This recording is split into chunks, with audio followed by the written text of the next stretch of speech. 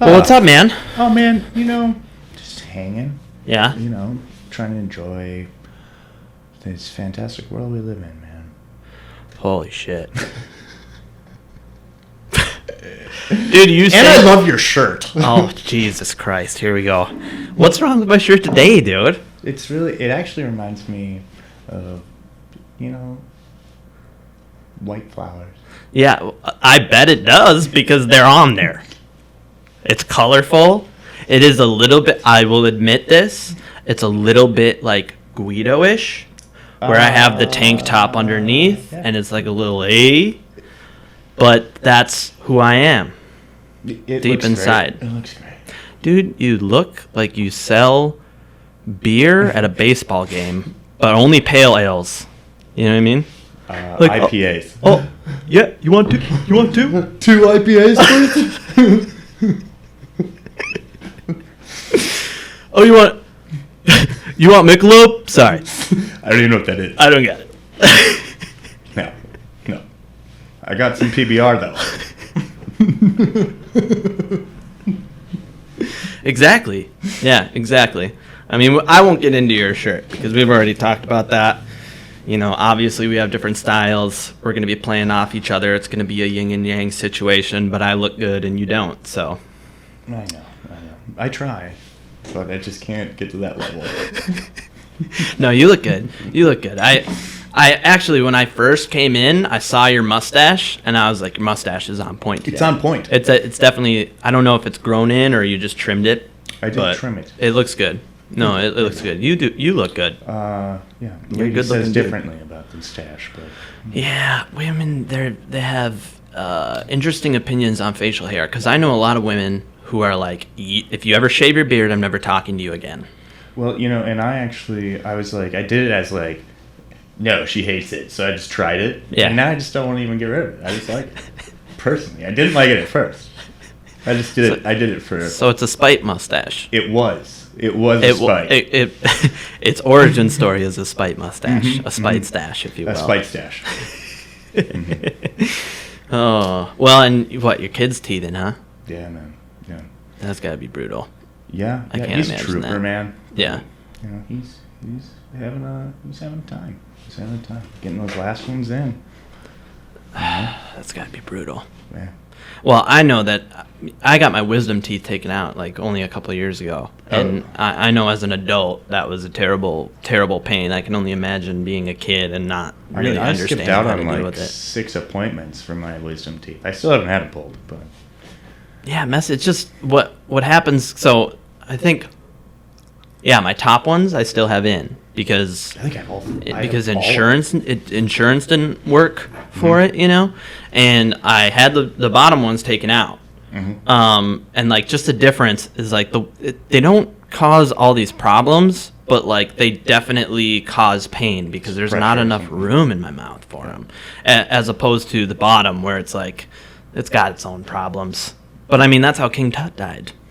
So yeah, infection in the.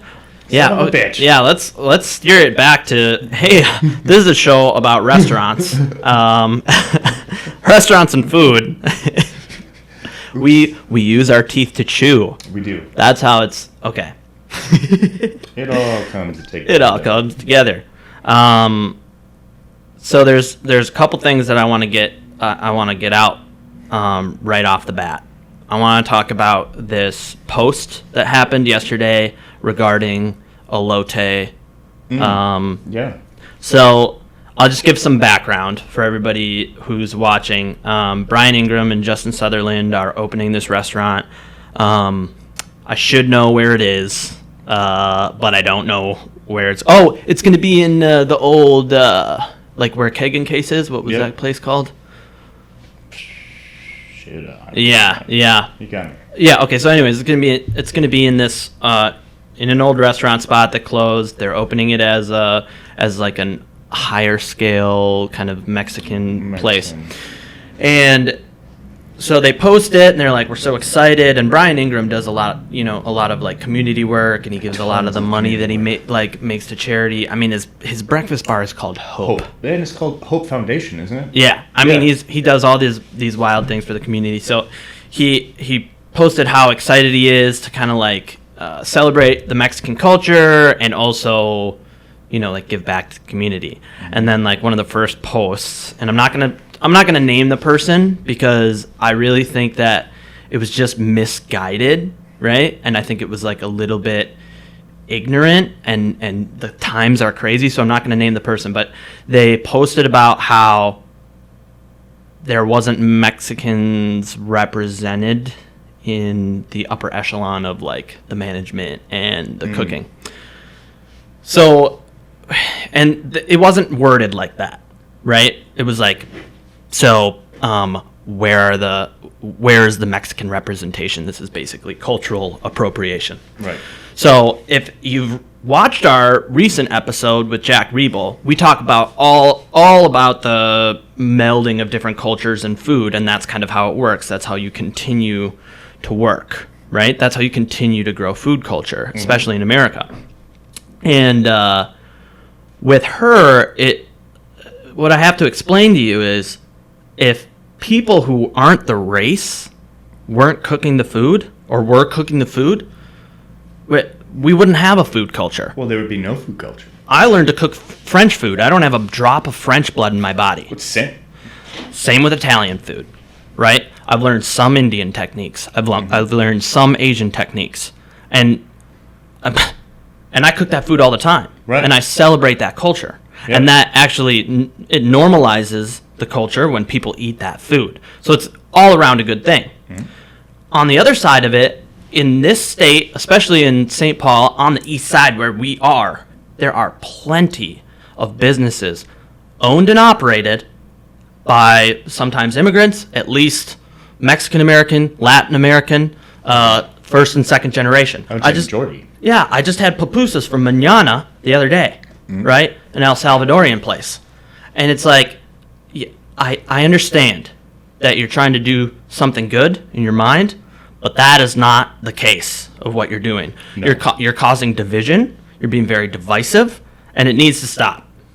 Especially because Brian Ingram and Justin Sutherland are doing good work. Are doing amazing work. Yeah. And like Justin Sutherland's whole thing is in diversity we trust. Yeah. So like, who are you talking to about that? Yeah. It doesn't make any sense to me. No. It doesn't make any sense. And then just a little insider information, the original head chef of that place was a Mexican American, I think, second generation. And then because of things really? it was Donald Gonzalez. Okay. And then because of stuff that happened with COVID-19, I think like their budget either got lower or their budget got messed up, and basically he's not going to be the executive chef there anymore. I don't want to go. I don't know the legal stuff, right? Right. But it's not like he hates them or they hate him. It just didn't work out, right? And it's like, okay, well, all this money has gone into this place. Yeah. And because we don't have a Mexican head chef, you want us to close it? Right. Get out of here. Yeah. So they had to do all this stuff. They had to go, hours in, and they had to, I don't know the details of this either, but they had to like prove to people that they're hiring Mexican Americans. Dude, do you know how this industry was built? It's so frustrating. 90% of the people that I've worked with, and often for, have been Latino American at least. Oh, yeah. And it's like, so in the kitchen and behind the bar, anywhere in the restaurant. No. To say that they're misrepresented or unrepresented is just false. Yep. It's just false. It is false. I'm not going to go into statistics with you people. No. For real. Yeah. All right. Yeah, that's true. So I got that out. But that happened. I don't know if it happened yesterday or if it happened 2 days ago, but I wanted to get it out there. Mm-hmm. I wanted to kind of defend my community because, again, I don't think that she was trying to be divisive, but that's what she was being. Right. And we're going through enough already. Oh. How many restaurants did you say? In the last 24 hours, it's been 6. 6 restaurants have closed for COVID outbreaks. Not permanently by any means, but I mean they have to take a break and clean up, and most of them aren't coming back till the 26th or something. Yeah. So Well, and that's the thing. It's like, no, they're not closing for good, but it definitely is a possibility that if that happens enough, they'll close for good, because you have to buy all your produce and you have to buy all your meat, and then when you close for 30 days, you have to get rid of all that. Well, it's just, yeah. It's not, I don't know. I'm not saying that it's a death sentence for them by any means, but it definitely hurts their margins even more. Well, it does. And I mean, a lot of them, quite a few of them, it's about half and half were bars and restaurants. So, yeah. But still. It's not good. No, in 24 hours. Well, and I was talking to somebody the other day about the new restrictions on, like, having your mask on and stuff, so that the inspectors are going to be out, and they're going to be checking. You're going to get $1,000 fines for your first warning, and your second warning is you're shut down for 30 days if you don't have a mask on. So if you have some kid just got out of high school or is in high school working in the front, and he doesn't want to wear his mask, or he puts his mask down and an inspector sees it, it can be serious consequences. I don't know anybody here that's actually been knocked for that, but I know a few places in Florida that got knocked $1,000 fines for masks. Yeah. Yeah. And then the second warning is you're shut down. Yeah. I think that we haven't heard about it because the inspectors actually haven't been going out yet. Mm-hmm. Yeah. It's a rough time. And so that's why I wanted to get that out there. I just wanted to halt this conversation. Yeah. Right? Right now we're already, doing the medication. Right, we're trying to save this community, and we don't need that. No. All right. Yeah. Well, moving on. Mm-hmm. Moving on. I'm super excited to do this episode today because what we're going to be doing is talking a little bit about the history of downtown St. Paul. We have Kevin Roos coming on in our next episode, mm-hmm. and he was the head chef at Pazzaluna, and Pazzaluna is in downtown St. Paul, and this is a segment that we've been wanting to do for a while. Yeah. And so we're going to talk a little bit about the history, and we're going to kind of move into the present and just see kind of again what that culture is, what that community has become, and kind of how it got there. Mm-hmm. Yeah. So let's see. I have some notes here, and I'm gonna be reading off the notes. Not too much. I'm just gonna go over some basic stuff. So, one interesting little part of downtown St. Paul is that Lower Town Historic District, right? And it started as this area, so where the river hits, it was the first place that you could dock on the river. Okay. And then they created 37 warehouses off that area. And then as you kind of get into modernity, that's used less and less and less. So they have all these warehouses that are, they need to be used for something else. Right. So they get turned into apartment buildings, and then beautiful lofts. The Tilsner, for example. It's right there on the Mississippi. Yeah. Beautiful. Well, and then once you have apartments, mm-hmm. you need to feed those people. Right, or you could argue entertain those people as well, and so the restaurants, start popping up over periods of time. You know what I mean? So, in the Lower Town area right now, you have Dark Horse. Mm-hmm. Before the COVID-19 crisis, you have that entire Mears Park area, and it's just surrounded. It's beautiful. By restaurants, right? So you have the Gaultier Plaza, where Faces was recently, and before that was FEMA's.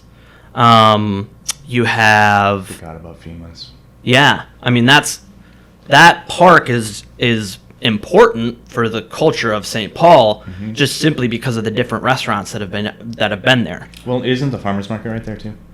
Farmers market is a couple blocks down, but yeah, it's in Lower Town. Yep. Yeah, it's in Lower Town. So that when we were at Public, we could easily go to the farmers market and get awesome. Special ingredients for whatever we wanted to use that day. Right.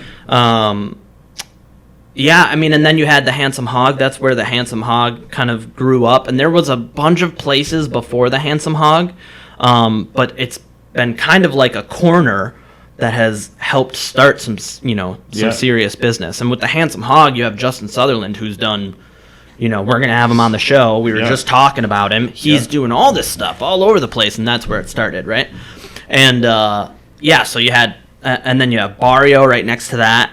And then just down the road, you have Ox Cart. Yep. And it's just created. Tin Whiskers, that brewery. Oh, I love that brewery. Yeah. It's one of my favorite breweries. And then the Buttered Tin, kind of like you go up and it's on, it's actually on 7th Street instead of 6th Street where Mears Park is. And then there's like this cool artsy coffee shop on 7th Street that's kind of bloomed there, and there's like a big art studio where you can go in and you can look at local art, and then they do kind of just like a regular coffee shop deal as well. So like what's grown up there has been this, okay, well, you're going to work at Public today, and then we're going to have you work at Handsome Hog tomorrow, right? And then it's like, okay, well, I don't really know where my career is going in this restaurant group, but Dark Horse is a block away, right? And I work in this apartment building. When I worked at Public, we had waiters who were working in pretty much every single restaurant. So these restaurants, they create this lower town community culture, right? And the recipes aren't shared, but it's like, okay, Dark Horse is doing this with their fermentation program. That's a cool idea, and we have this going in our fermentation program. We can use that kind of sauce in our salmon dish instead of how they use it in their burger. So it's like the inspiration goes between the restaurants. I think that's really cool. But that's only part of it. Of downtown? Yeah. Oh my God. That's only like one minuscule aspect of the whole thing. Oh, I totally agree. I mean, my biggest thing was Schmidt Brewery. Yeah. Did you? I mean, they used the water from the aquifers. I mean, that's the coolest thing in the world. Yeah. And it's still available. Tell me a little bit more about that. I mean, so the aquifers, they basically, the brewery would take the water from the well. Yeah. That's 31,000 years old or something. Really? Yeah. And so like their beer. So the ground well, yeah. Yeah, the ground well. Oh, wow. And the aquifers that were below St. Paul and still are. Yeah. You can actually still get that water right on 7th right there. They have the little vending machines. It looks hood as hell. Yeah. But that's the water. It's really? Legit. Yeah, it's St. Paul water, baby. Yeah, I mean, wow. Not necessarily spring water, but it's straight well. But yeah, 31,000 years or something. So that's crazy, man. The coolest part is that the brewery actually used that water. Yeah. And that's what separated them from so many other breweries. I mean, as far as the beer taste. I mean, that's what they felt made their beer taste so good. And I mean, that's true St. Paul right there. Well, and I would agree with that. Just simply because, beer, the creation of beer is such a micro organic process. So you have all these different microbial species that are unique and native to St. Paul, and so the creation of the beer would be heavily affected by that. I don't think it's just a branding thing. I don't think it is at all. It definitely made it differently. Yeah, that's so cool. I didn't know that. Yeah. I didn't know that. That was the coolest thing, I think, of St. Paul for me. I mean, other than all the gangsters. I mean, it was like Crooks Haven, I think is what they called St. Paul. Yeah. So I know a little bit about that. Yeah, I don't know much about it, but I know that. So the reason that it was Crooks Haven is the governor at the time of, or just shortly after Prohibition, made a law that you could come to St. Paul and you could live in St. Paul if you handed over your firearms. So it became this haven for people who were on the run, or they wanted to get out of a certain type of lifestyle, and they were willing to live a life of non-violence. Right. So during the Volstead Act. Yeah. So, you have this huge influx of people from Chicago, right, who come to St. Paul, to basically save their lives. And then they still operate in the same way. Well, right. These are people who are, whole lifelong criminals, right? So they still operate in the same way. And they come to St. Paul, they set up, and now you have like these crime families who have these lineages in St. Paul. And then you add on things like when the bikers got really big in the U.S., Minnesota was kind of like not a safe haven. It was a crux of the drug trafficking because the highways came through here. You could get stuff from the East Coast to the West Coast, you had to go through Minnesota. And if you wanted to, get stuff from the north to the south, you used the Mississippi River. Right. And so bikers became really big. So criminality really flourished in St. Paul, and which is cool. It's cool, dude. It is cool. It's cool. It is cool. Well, and it also, it's like it's gotten to a point where those people don't really hold any power anymore, and so it's just these people with these kind of ornate backgrounds creating this new culture. Well, right. Yeah, and they call it the last city of the East, right? So it's like, from the coast of the Atlantic, you have New England pretty much, and then we're like a shadow of that, right? We're the last city holding in the middle of the country that represents the eastern part of the United States. And then they say that Minneapolis is more of a western city that kind of reflects the culture of the West Coast, Washington, Portland, Oregon, Seattle, Washington, and LA. That actually makes sense. Yeah, so it's kind of a cool look at the Twin Cities. Yeah. And you can see it in the food too. Yeah. Because so we talked a little bit about like some of the newer stuff that happened in Lower Town, but some of the oldest restaurants in Minnesota, or in St. Paul anyways, are things like Allery's. So Allery's was built in 1949, right? And it was like from an old football player. Is that downtown? Yeah, it's downtown. Okay. It's on 7th, I think. And it's like a sports bar, but it's like an old school sports bar. And yeah, it started by a football player. Huh. You don't see that kind of stuff over in LA. You see that kind of stuff over in like New York. Yeah. You know what I mean? Yep. And then you have like Red Savoy. Yep. Right? And which is no longer downtown, but they've created this huge empire. They've what's the term when you section off new restaurants to people? Franchise? Yeah, they franchised out. Sorry, it's just a little bit of a brain fart. So Red Savoy, they started in the 60s in downtown. And have you ever eaten at that original spot? I have not. So it's like you go in, and it's like almost pitch black. And they have a bar area. Is there red everywhere too? It was fairly red. Yeah. I don't know if that had anything to do with the dude's name, but their lettering is in red, and there's definitely a red concept. No, normally like that era in like a Italian-y kind of place, it's like greens and reds. Yeah. Heavy. Yeah, it was heavy and red. Dark. Now that I think about it, it was very real dark. It was like pizza sauce red. Yeah. The walls were painted pizza sauce red. Yeah. Great food and great pizza, but it's just definitely like, again, you have this East Coast sensibility of this pizza that's made. I think we'll cut it short on this. We'll do an ad real quick. Yeah, let's do that. Let's do an ad real quick. And we'll come back to some of the other spots in downtown St. Paul. Good call. Seth, I've been getting a lot of messages from people about how they love the show, how they can support the show, keep doing the show. I think that the best way that anybody can show support is by going to our Patreon. Totally agree. We're going to post the link on here. We're going to post the link after. It's going to be on Facebook, all over the place.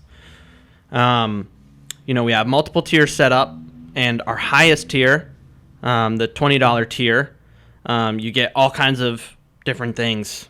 Fun stuff. By signing up for the membership. You get extra episodes. You get a recipe book that we've that we're going to compile in real time as the show continues. So you're going to get recipes from you, from me, and hopefully from every chef that we have on here. You know, maybe we might not be able to twist everybody's arm, but hopefully, every chef that comes on here, we can get some kind of recipe out of them that, kind of represents their cooking, and you can compile a book of Minnesota recipes, and we can kind of build the Minnesota food culture together. I think it's a super, super awesome thing. Then you also get a free mug, one of our Minnesota Well Done mugs, when you sign up for the $20 membership. Also, you get a call out on the show. This week I want to call out Shane Pantilla, who we hope to have on the show eventually, talk about some food history. Yeah. He seems to really, really enjoy the show. And thank you, man. Thank you. Yeah, thank you. Really, can't thank you enough. I also want to call out Corey Dufour. Doof. It's Doofs. He's been in the kitchen, and he's been front of house. He's a super awesome guy. I worked with him a little bit last year, and thanks for everything, man. Yeah, it's super awesome. We really appreciate it. Yeah, I mean, that's really all I gotta say this episode, man. Thank you guys so much. Keep liking and clicking and sharing, and go to the Patreon and see what's up. So we haven't even brought Mickey's up yet. No, we haven't. It'd be an absolute crime not to talk about Mickey's. Totally. So Mickey's has been there for 80 years. Wow. Yeah. For people who don't know what Mickey's is, because you're not from St. Paul or you're not from the state. You live under a rock. Yeah. Mickey's is this little streetcar diner, and they actually have one farther down on like West 7th. Mm-hmm. But the original Mickey's is this little streetcar that they made a diner out of 80 years ago. I couldn't find the specific year that it was. Right. It's like, figure it out, people. I don't know. For 80 fucking years. ever. Do the math. Okay? Forever. Yeah, it's been there forever. And it's open 24/7. Actually, when I looked at the website, it said something that just like really hit me. It was like, we've been open 24 hours a day, 7 days a week, 365 days a year for 80 years. For 80 years. I aged reading it. I would like to know if there's anyone that has worked there, like the longest person that's ever held a job at Mickey's. That'd be awesome. Like, for real. Because, you've seen so much being downtown. Yeah, that's like a quintessential St. Paul person. Yeah. I wish I would have brought my photo. Like, I actually have a photo of Mickey's Diner. Like, framed. Really? I do. I don't know where the fuck I got it. Like, I think I just found it. It just appeared in your house one day? Yeah. Well, that's Mickey's, though. Mickey's is like, I don't know. It's just kind of like this ethereal thing. Like, my parents didn't tell me about Mickey's. I just showed up there drunk one day. Yeah, at 4 a.m. Yeah, I was like, there's no other food, and there's this light in the middle of the darkness. And it's so snowy, and it looks beautiful. Yeah, and then you go in there, and there's like way over capacity. Like, it's, Mickey's is something special. It is. And they do good food, too. Oh. Like, it's a greasy spoon type of deal. Yeah, but it's not like they're opening bags of chicken nuggets and throwing them in the fryer. It's like actual food that people are cooking. And an 80-year-old seasoned griddle. Yeah. Oh, yeah, dude. The griddle's so seasoned. It's the same with pizza ovens. Yeah. Yeah. I mean, you can't mock that. You can't try to imitate that. Oh, you can't at all. You need that experience and that time and that flavor. It's real. Yeah, that's a real thing. Yeah, it is. Dude, Mickey's something else, man. It is. Well, okay, so another deal that started in St. Paul that we're going to interview someone who's kind of at the tail end of this whole project that's been going on for over 100 years is the St. Paul Hotel. Mm-hmm. I did a little bit of research on it, and basically the St. Paul Hotel turns into, it adds on the St. Paul Grill, and then, you have Morrissey, and that's a huge part of downtown St. Paul. Morrissey hospitality is huge. Yeah, and so the hotel started in 1856. John Summers had the Greenman House, and he would like invite his, I don't know, his rich waspy friends, like come over and bros. Yeah, well, I'm assuming it was like people who were like wealthy, and he thought would bring like some kind of wealth to the city. Right. And then while they were doing whatever, if they were a judge or if they're, they would stay at this basically mansion, right? But in this kind of budding city. And it was 60, it turned into a 60-room hotel in 1871. And then it was pretty good size. That's a lot of rooms for that time period. Yeah. You know what I mean? I think at that time, though, from what I read, that it was still a very, it's still kind of like a rich hotel to go to today, but I think at that time it was like the elite, right? Like these 60 rooms were housing elite people, right? Like high level, attorneys general. The VIPs of the VIPs. Yeah, absolutely. The movers and the shakers of, what was America at that time, or what was Minnesota at that time. And then in 1871, it was destroyed. Oh, I'm sorry. It was erected in 1871 and it was destroyed by a fire in 1878. So they didn't really know what to do with it. That John Summers guy continued to own it, but he got partners after it was destroyed by a fire, and it became the Windsor. And then it was the Windsor until 1904.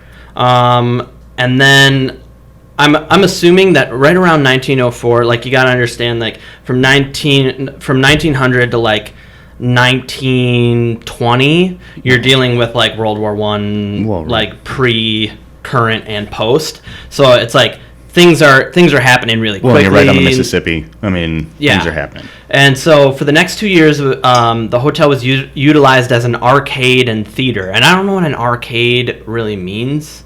At that point in time, shooting gallery of sorts, maybe. Yeah. Bing, bing, bing. Hello, sir. Welcome to the St. Paul Hotel. Do you want a stuffed animal for your lady? It's like right. I really don't know what an arcade means in 1904. Bet you those streets are beautiful though. Cobblestone, awesomeness. Dude, I think St. Paul would be one of the most beautiful cities to be in at that time period. I do too. Especially because the Mississippi is just like untouched at that time. Right. It's like if you go up to like the Mounds View Park and you take a picture of that, it's like it's so beautiful. Yep. So beautiful. And a lot of architecture has been erected since then, but it's like back in that time period you wouldn't have the billowing smoke, you wouldn't it would be a completely different landscape. It'd be cool. It'd be really awesome to see the bluffs and everything. Yeah, so as the city of St. Paul continued to grow, as we talked about, there was wartime. The need for a new hotel became increasingly important. In 1908, Lucius P. Ordway. Oh, snap. Yeah, he took it over, and he made it what it is today. I mean, there's been some changes in modernity, but it's like when you think of St. Paul, well, at least when I think of St. Paul, I think of the Ordway, right? And it's like, I didn't realize that he, you just don't make those connections. It's so long ago you're like, who is this Ordway guy? I think of an orchestra when I think of Ordway, or I think of going to see a show. But he was kind of a person who made a regular hotel or a regular restaurant or a regular city into a thriving city, a thriving hotel, a thriving restaurant. And so we moved from just kind of this no-name hotel to the St. Paul Hotel. Yeah. And I think it was until the 1980s. Yeah, it was in the 80s when the St. Paul Grill was started. Oh, okay.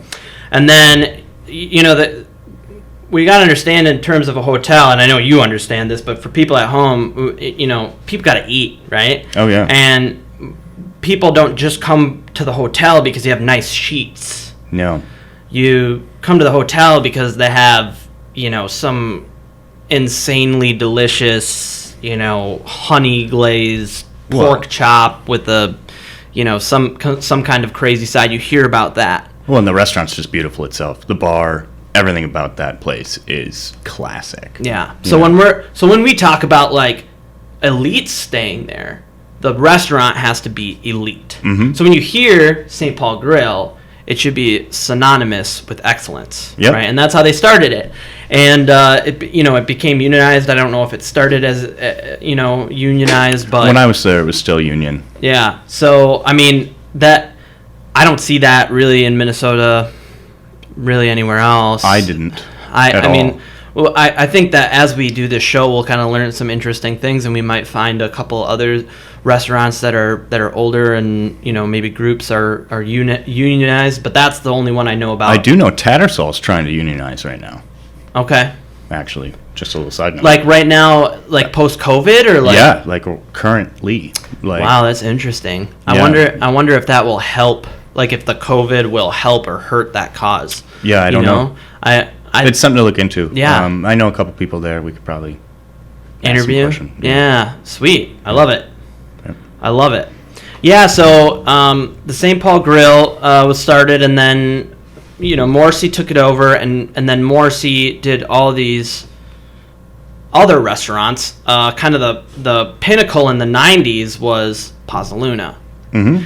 And you worked at Pazzaluna. Yep. And our next guest worked at Pazzaluna. Yeah. And Pazzaluna's closed now. But for the history of St. Paul, I think Pazzaluna, especially like 90s into the 2000s, it was like that is where you went. Well, and everyone knew Paz. That was I rode on Morrissey forever. I mean, I was at Tria, I was at St. Paul Grill, Yeah. Pazzaluna, Enjoy. Yeah. I mean, I made my rounds with Morrissey Hospitality, but Yeah. those two staples is what made you want to stay with Morrissey, because that was St. Paul Yeah. in my mind. Yeah. Besides the Ordway, the St. Paul Hotel is St. Paul. Yeah. Well, and I totally agree. I never worked there, but whenever I thought of going down to downtown St. Paul, when I was just like, a little teenager trying to go on fancy dates with girls, Right. I was like, we should go to Paz. Mm-hmm. And I mean, they delivered every single time. They did. And I'm interested to see, like, after everything with COVID is kind of like, the dust is settled. I don't know how long it's going to take. I'm not going to get into some political rant about, how the Chinese have infiltrated us with 5G. Okay? This is not what this show is about. But when the COVID is, when the dust is settled and when we start to go back out, post-vaccine or whatever, there's going to be a void in downtown St. Paul. There's going to be voids everywhere, but this is the void that's going to be in downtown St. Paul. There's going to be no Pazzaluna. There's going to be no high-end Italian in downtown St. Paul. Yeah. And I mean, there's a couple places that could kind of step in. But I don't know if we'll even see anything like that, or at least in that area. Yeah. Again. And I'm not sure what they have planned. I mean, hopefully we find out a little bit more insider from Kevin about what's going to happen with Paz, because I mean they own the building. So do they for sure own the building? I'm pretty positive they own the building. I mean, it's been around for so long. I feel like they do, but maybe they don't. I don't know. But that's something to look into. Okay. We'll ask Kev next week. Sounds good. Yeah. All right. That was some good history, man. Yeah, I think we covered the bases. We did. Once I started doing research, I was like, we can't do this in one segment. Oh, well, you can't. We can't. Because you could go on and on and on about the history of St. Paul. Yeah. I mean, I grew up in St. Paul, and I still don't give it the service that it deserves. I think, okay, it's a small city compared to Minneapolis. We won't have that much to talk about. Right. And then I look, and there's like, this restaurant's been here for, 470 years. This Right. it's Right. like just insane. A lot of history. So it's great. And we have other segments that we want to do. Yep. We should move on. Yep. Good call. Yeah, this next segment that I want to do, I'm so excited about this. So we haven't been able to do this segment. The last two episodes, we've gotten into really interesting conversations with Jack and with each other, and we just haven't had time to do it, and I really am so excited to do it. It's going to be good. So every time that it's just Seth and I, we're going to pick a Yelp review, kind of out of the blue, out of any restaurant, and one that we think is just exquisite. Just a great one. And we're going to burn the people who made it. We're going to burn you. You're going to get burned. This is the restaurant industry clapping back at you. Yeah, we haven't come up with a title for the segment, but I can't wait. All right. To start this off, we're going to do a Yelp review of Pazzaluna, and this was back in 2018. I mean, it's just fantastic. It's good. It's a perfect way to start this segment off. It's a closed restaurant. There's no, repercussions. Right. You can tell that we're not getting paid to do this. Like, this is what happens when you make dumb comments like this. Yeah. Dumb. Use Yelp better. All right, I'm going to get started. Do it. All right. I got to get into character. This is from Courtney B. She's from Minneapolis, Minnesota. Popping over to Pig's Eye Landing for some Pazzaluna. All right. I was unfortunately unimpressed with my experience at Pazzaluna. Wow. That starts out great. Just hitting it home. Just generally vague and bad. I went for happy hour only. Okay, so there's a comma there, but I'm gonna stop. I'm gonna stop you right there. So you're telling me you went to Pazzaluna for happy hour? Right. And you're not even from St. Paul? Like, it's not like you just... Me and the girls just, went to the neighborhood to hang out. Right, just got done with work, gonna bop down through the Skyway. Yeah. No, you drove out here for happy hour? From Rosemont.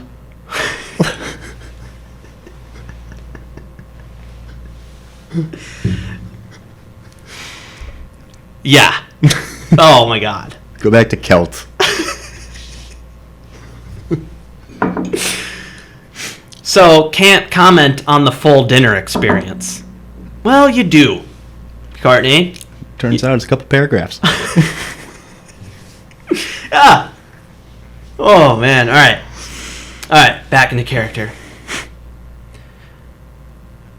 The prices were okay for happy hour, but the food was not the quality or flavor I expected. You just said you weren't going to comment on the food! Oh!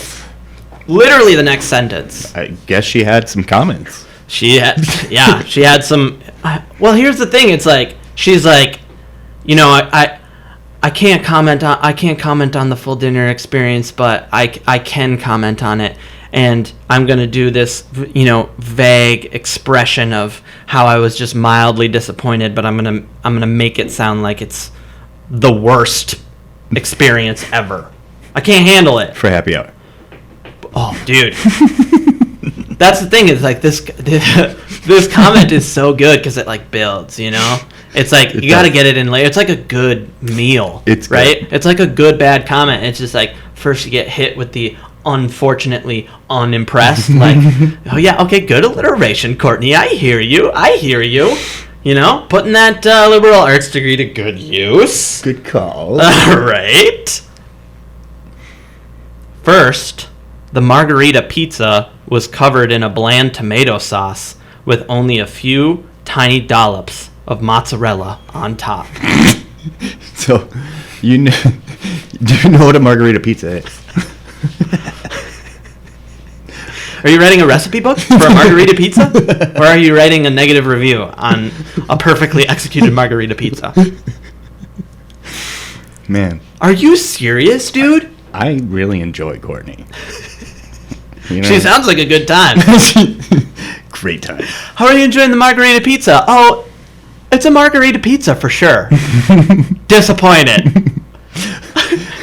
Can you give me something that I didn't ask for, please? I actually thought it was a drink.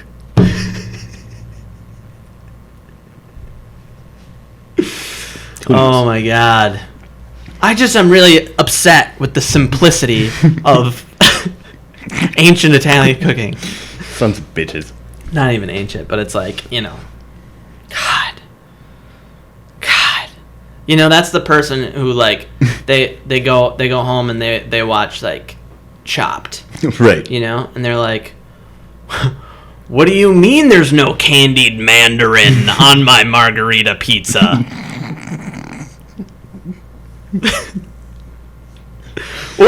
What do you mean you didn't cure and smoke the tomatoes before you put them on my margarita pizza for happy hour?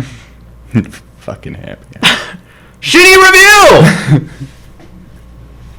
Oh my god. The meatballs were also bland and could have used quite a bit more spice. What does that even mean? What does that even mean? Well, they're known for their meatballs. So, like, what kind of spice you talking about, lady? I want it to burn my face off. Yep, so just so you know, I am narrating Courtney's life a little bit, and she's probably sadistic, right? You know? She's probably a sadist. Have you had their meatballs at Kelt's? I think they got a little spice to them.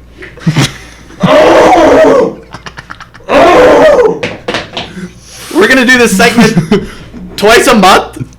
Oh my god, I'm going to have an aneurysm. Oh, the cocktails, however, were tasty and well priced. Oh yeah. Oh yeah. Okay. Yep. There's the saving grace. It's not like he went there for happy hour. Oh wait. You did. Oh man. Okay. Here's the worst part. The service was incredibly slow as well. That's her last sentence. The service was incredibly slow. You're at Pazzaluna. For a long time, maybe not in 2018, but for a long time, the busiest restaurant in downtown St. Paul. Yeah. And you're going there for happy hour. And you're from BFE. Get out of here. And just so you know, waiters and waitresses, front of house, cooks have your back.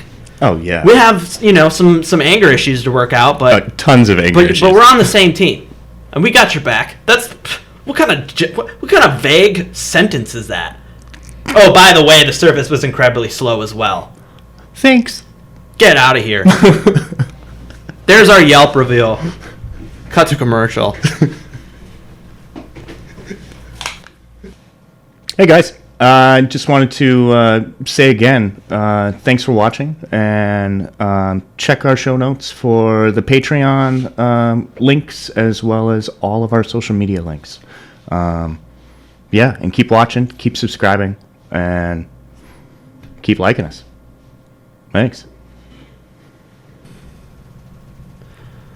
All right, welcome back, everybody. I want to talk about permits for a second with you, Seth. Okay. So I've been noticing a lot of problems going on with pop-ups and food trucks having brick and mortars too. Christina's having problems with her permits on the brick and mortars. Yes, she is.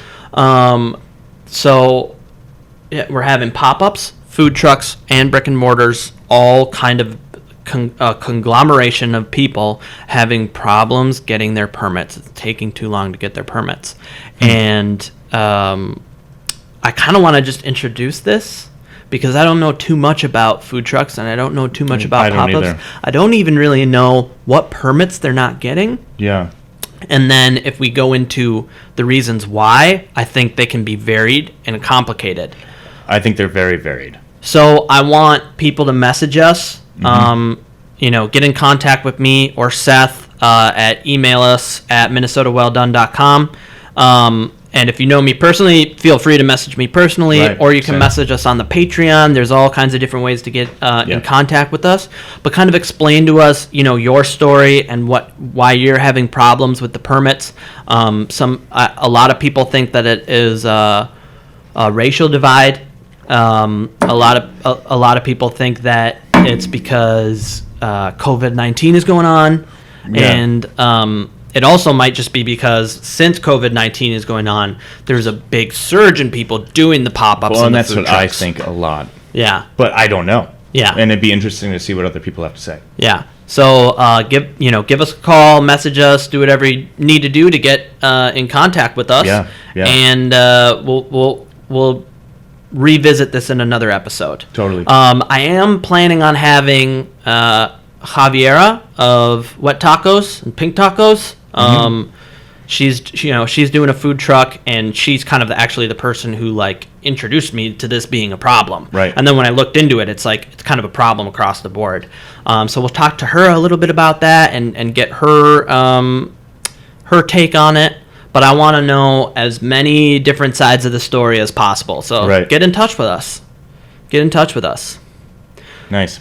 All right, there's one more segment that's going to be a recurring segment on this show, right? I mean, we have other ideas, and we might implement them at one time, but this is something that we want to do. I think it's a great thing to do.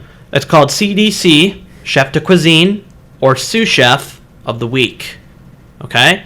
And the first one that we're doing, we kind of just came up with somebody that we thought should get a little bit of a pat on the back, get credit for what they're doing, because they've been doing it a while now. Yeah, and they've done it at multiple restaurants, and they've really helped elevate all these different restaurants across the Twin Cities. And just worked Worked your butt off. Yeah. Worked your ass off. Yeah, certainly. You have. Yeah. And I love you for it. Same. I love you for it. Yeah. But before we get into him, I want to talk about what the actual segment is about. Yeah. So if you're an executive chef and you're listening to this, or if you're an owner of a restaurant and you're listening to this, or if you have an employee that you really want to spotlight, send us their bio. Yeah.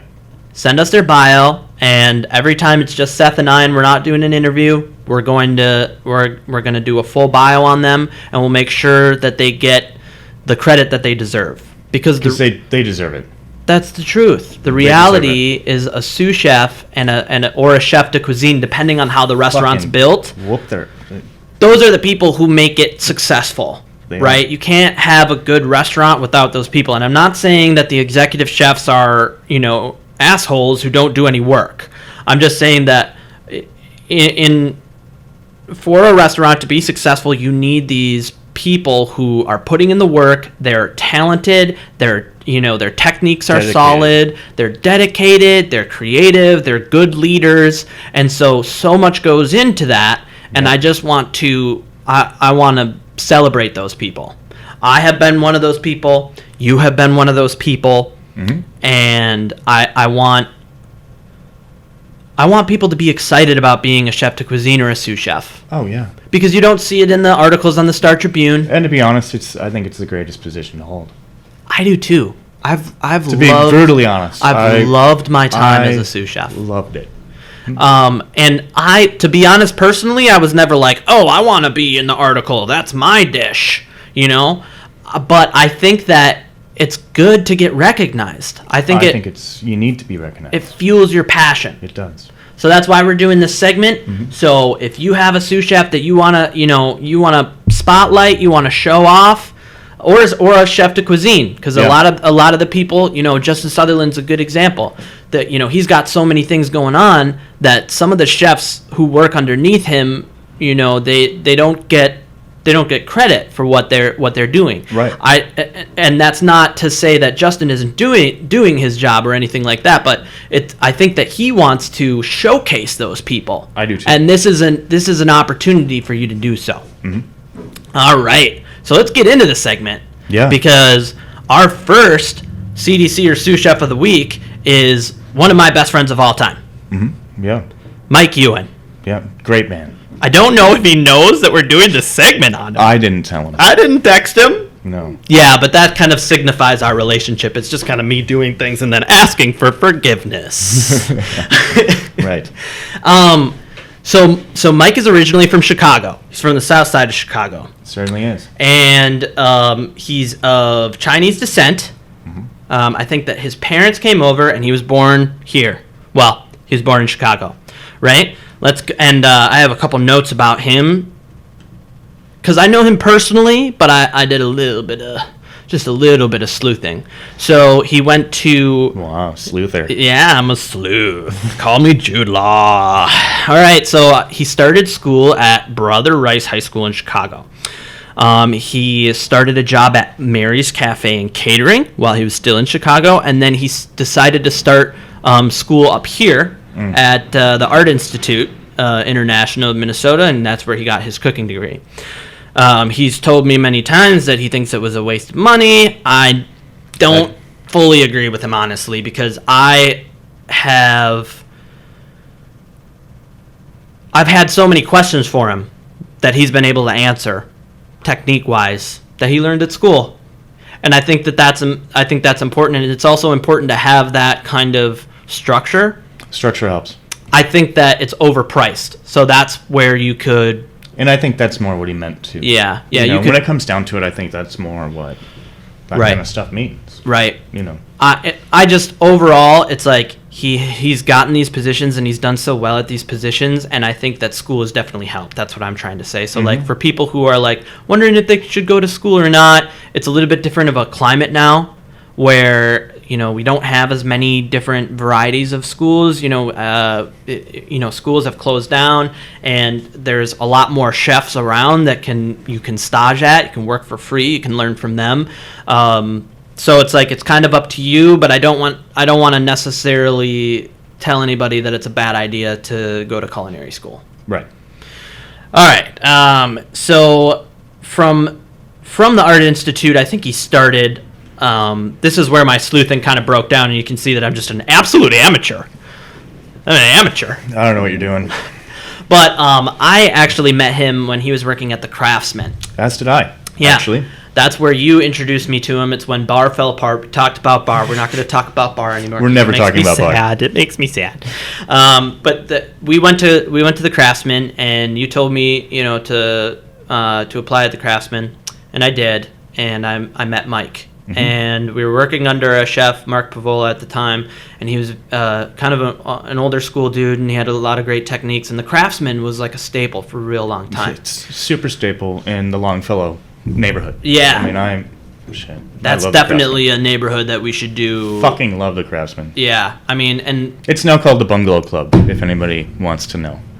But it's good, though, isn't it? It's super good. Yeah, it's good. I haven't been there. I can't say that I've heard good things. I've heard good things. Yeah. I would love to go, but, baby. I think Mike's been there, and I think... Mike's been there quite a bit. The good things I've heard have been from Mike Ewing. Mm-hmm. Yeah, so I met him at the Craftsman, and it was just... The Craftsman... The cool thing about the Craftsman is a really small place. And we did elevated food, and Mark Pavola was great, and he... took the role of an executive chef, kind of like an old school executive chef, where he would leave at a certain time during service. Usually, there were some times where he stayed the whole night, but it was more he was overlooking everything. He was kind of like the creative force behind the dishes, and he was making sure all the money was right, and he was an executive chef. And Mike was the sous. When I was there. I think there was some political problems before I got there, but when I got there, Mike was a sous. And he was on that line way before I got there. And it was just, often it was just Mike and me on the line. Mm-hmm. And I can tell you, this dude knows how to frickin' cook, man. Yeah, he does. He knows how to cook. He's got... So, a little technique that I learned from Mike... is to hide your towels in your apron, right? So you'll see Mike on the line, and he's got his apron hanging down, and he's got his towel stashed in his apron. Super stash. For people who don't work in the industry, it's kind of like a regular problem for cooks on the line. You use a towel to grab hot pans, you use a towel to clean, so you need a bunch of towels. And people who are a little bit more sloppy or a little bit more new, they tend to steal your towels. Sometimes not even thinking about it, they'll grab the towel, and now they have your towel. So Mike taught me to stash your towels inside your apron. Now, I started to do it, and I started to do so many that I just looked like I was absolutely pregnant, and I think I was trying to hide my weight gain a little bit, but it's okay, because I've lost the weight now, and I thank you, Mike, for the incredible technique. However, this dude with the tweezers is unparalleled, man. I put a tweezer on my apron, but it's for show. Just for looks. It's for show. I barely use a tweezer. You didn't use tweezers at IE? I did, but it was for pasta. Mike used it to grab things. Oh, yeah. I mean, he was grab everything. He was like, he could pick a fly out of the air with those things. Well, I mean... So I know how to use it for pasta, and that's usually why I have it. But I mean, oftentimes now I'm not even making pasta. So what you do with a tweezer is you put it in to your spaghetti, you flatten it out, and then you twirl it, and then it can make a really, what's it called? Is it just called a twirl? I don't fucking know. But it makes it look like nice and compact and high and tight for elevated food if you're trying to do it. It makes it look pretty. Yeah, and that's another thing about Mike, is he makes his food look amazing. Amazing. So let's move on from the Craftsman. He moved from the Craftsman to the Lexington. We all moved. That's true, because the Craftsman closed, and it like turned into some weird TGI Fridays like steakhouse for a while.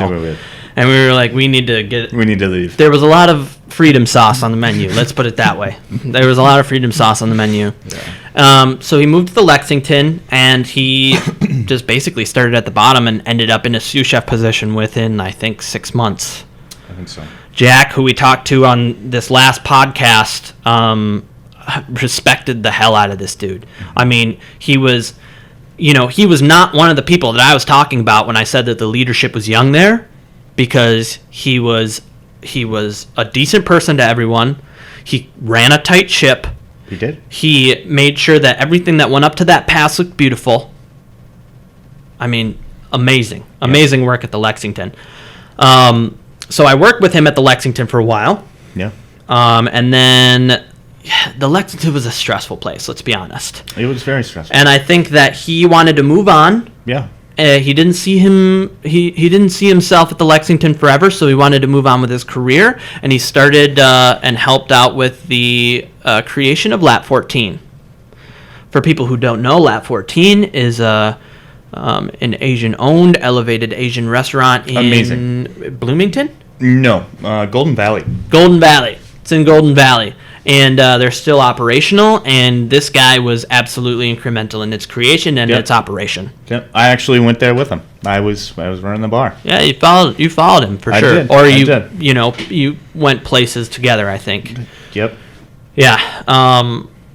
And this is what this is all about. This is what this segment is about. I think that he did not get the credit that he deserved. He did not. At that place. No. And that's, again, not to say anything bad about anybody. I just think that his talent wasn't recognized, and we're recognizing it now. Mike, you've done an amazing job. You've created an amazing career, and we're super proud of you. We are. I mean, I'm not really even in the industry anymore, and neither are you. So what does our opinion matter? We just love you. We just love you. Yeah. And we think that you're a perfect example of what this segment is all about. A great example. So after Lat 14, Mike went to, he went with Yi of Ang, right? Yes. It was Lat 14 directly with Yi of Ang. There wasn't anything in between there, right? And now we're fairly certain he's in a sous capacity. He's in a leadership capacity under Yi of Ang with Union Mung Kitchen. I think he's running that kitchen for Yi. Okay. Yeah, and I mean, there's nothing I can say that fucking food is fire. Expresses how fire that food is. Dude, it's fucking... I love the food. Again, we talked with Jack Riebel about the culture of Minnesota, and that's one of the key cultures. And it's not even you didn't grow up with that specific culture of food. I mean, you come from the same continent, right? But you have completely integrated yourself. Your skills and talent are shown. Yep. You're running Union Mung Kitchen, right? That's what it's called. I'm messing up on the names. And then he's starting Vinay, right? Yeah, Yi is. Mm-hmm. And he'll be... I think he's also running that kitchen too. And here's the thing: Ewan made that possible. Yeah. Right? He's made all these things possible, and he really hasn't. Well, he's definitely never asked for recognition. And I think that he hasn't gotten it in a lot of places, other than maybe, I'll give you a good referral to your next job, right? And what we want to do here is we want to thank you. Yeah. So, yeah, I mean, I'm glad that we got that segment out there, because that's one of the most important things to me on this podcast. Mm-hmm. I almost want to call it a show. It is a little bit of a show. It's a show. That's one thing I want to do on this show, is that I want to bring this community together on all levels. Hopefully we'll have some front of house people on here as well. We don't have them lined up yet. No, we can get them. But we can get them. And I want to get Schultz on here. Oh, yeah. I want to get Schultz on here. Schultz, hey, buddy. Come on the show. He'll come on. I want to, like we said, we want to do the whole supply chain, and that includes the front of house in every respect. We want to talk about every aspect of this beautiful, beautiful industry. Yep. Yeah, I think that's good. Yeah, so we'll see you guys next week. We're going to be talking to Kevin Roos. Kevin Roos, formerly of Pazzaluna. Yep. And we'll see what his plans are. You know, I know he's on unemployment right now, but you know, the $600 extra runs out soon, and he's got to have something in the works. Yep. I've heard from a little bird that he might be going to Tria. I've heard. But we'll see. We'll see. We'll talk to him. We'll talk about what happened at Pazzaluna. And we'll also talk about his career a little bit. And I think that we're going to get a good new perspective on everything that's going on. Oh, we will. And he's, like 6'7", so he's fucking huge. Okay. And allergic to just about everything. Oh, really? So it's fucking awesome. Yeah. I go way back. I love it. I love it. Yeah. It'll be good. It'll be a good show. I can't wait. So then, so some guests that we're going to have on the show coming up are Javiera of Wet Tacos, and she also does Pink Tacos. It's like a birria food truck pop-up based out of South St. Paul. We're planning, I haven't nailed her down on the list, Jametta of House of Gristle. She's done some amazing things with the Black Lives Matter movement. I've actually worked in capacity for her for a lot of the things that she's been doing. But even before the civil unrest, there was a lot of stuff that she was doing for the COVID-19 responses. Yep. She's doing great things. She's a woman. She runs a woman-operated business. She employs a lot of women. I think she'll be a great person to talk to, kind of talking about the industry and how it affects women, and especially women of color, right? Which is good. Because we actually met when we were working for a woman head chef. Yes. So it's there's not no place for women, but it's definitely a male. Some of the best chefs I've ever worked for were women, though. I agree. My thing is that there's not been a lot of them in comparison to the male chefs that I worked at. That's all I'm saying. Yep. And I think that she'll be kind of an interesting person to talk to on the actual perspective of a woman chef, and we'll get to hear about her, because I know that Steph will not want to come on this show. No, probably not. Yeah, she doesn't like me very much, or you, right? Who knows? I don't know. We weren't the best of employees in some respects, and it just didn't end well with her. But we love you. Yeah. And then Justin Sutherland. Yeah. Yeah, he'll be coming up probably in 6 weeks. He's got a lot going on. He's got a lot going on, but he wants to be on the show, and I want to get him on the show. I love what he's doing. Like we said, we talked about him a couple times today. Can't really talk about the Minnesota food industry without talking about Justin Sutherland. And then we'll get Alkis and Arigidi and Eric on the show from It's Greek to Me. Good call. And so we'll see you guys next week. Yeah. Thank you so much for listening. We had a great time this episode. We did.